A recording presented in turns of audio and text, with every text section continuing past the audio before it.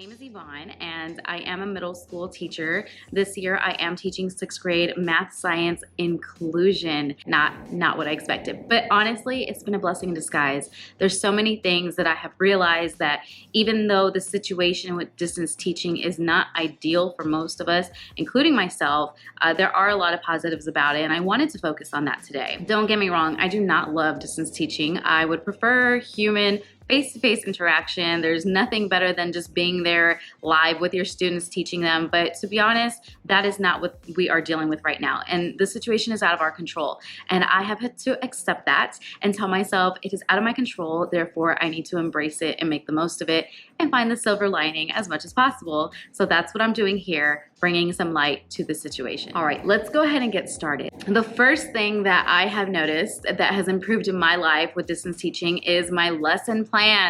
Oh my goodness, you guys. So my first year's teaching, of course, I was like to the T with my lesson plans. And then when I came to middle school, I felt like I could breathe. And to be honest, I became very complacent. And I was making my skeleton lessons and just kind of building up with the meat when I was in the classroom.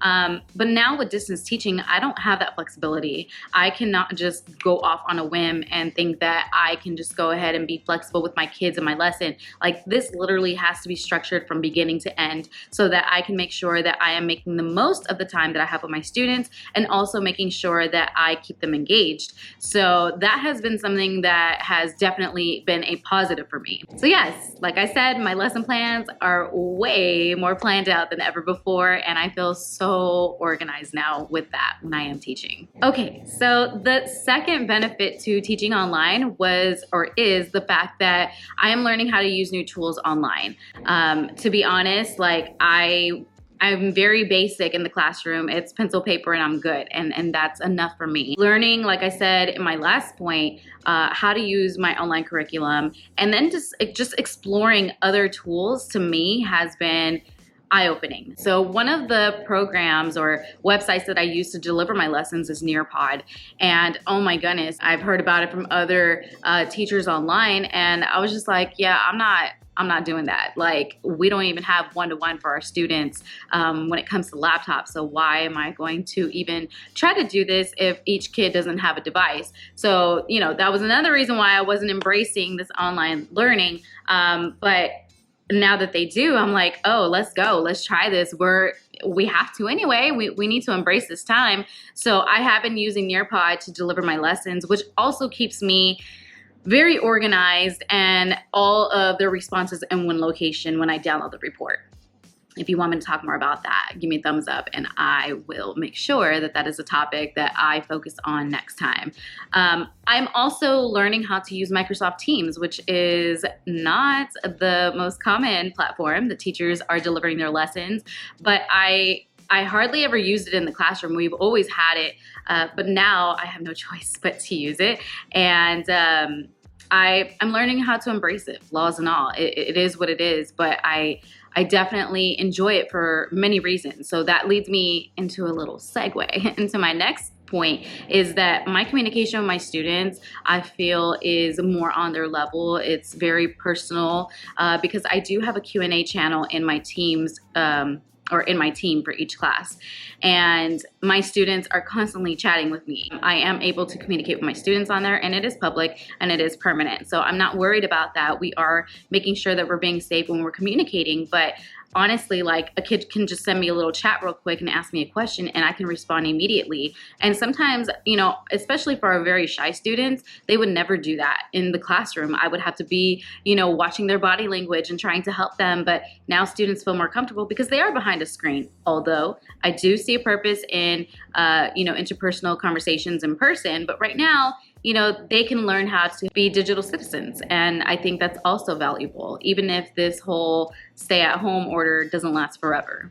Within teams, my communication is also strong because I have one place where I assign all of their assignments and I can just put all the instructions there instead of writing it on a whiteboard or explaining myself over and over in class. I'm not gonna lie, like, I still have to repeat myself online, but at least it's there in writing, and I can, you know, guide my students to the instructions.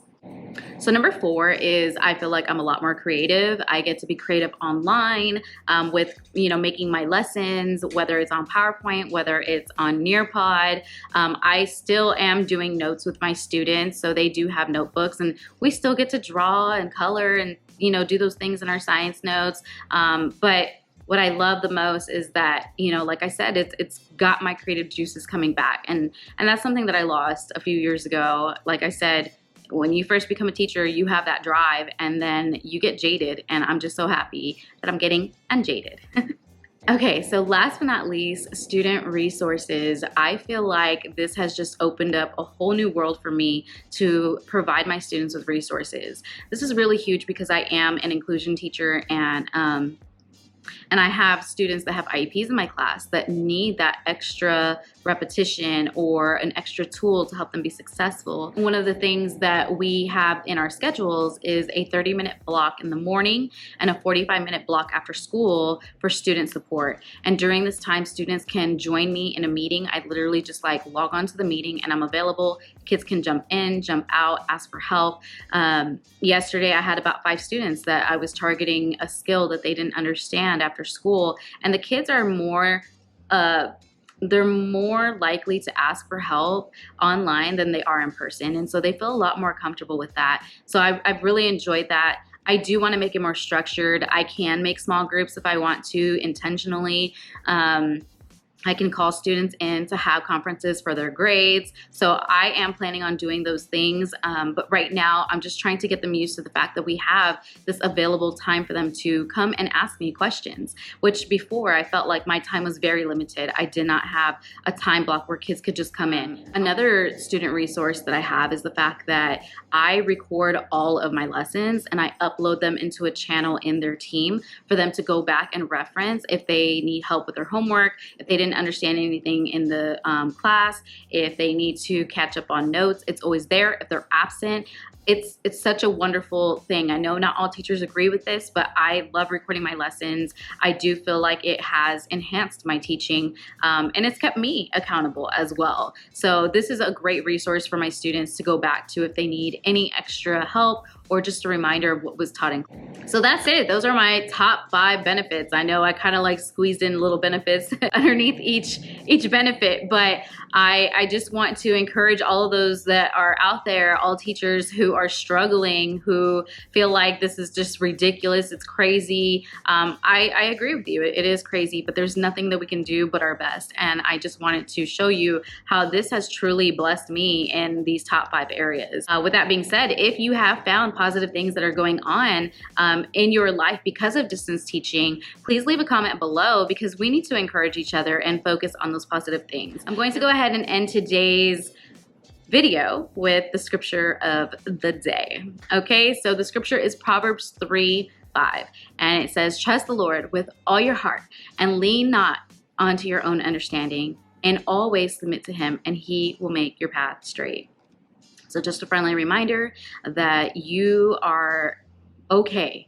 You can trust in God with all your heart and don't try to make everything logical. Sometimes you just got to trust God, have faith, and know that he is going to lead you in the right direction. He has placed us here at a time like this to be teachers here.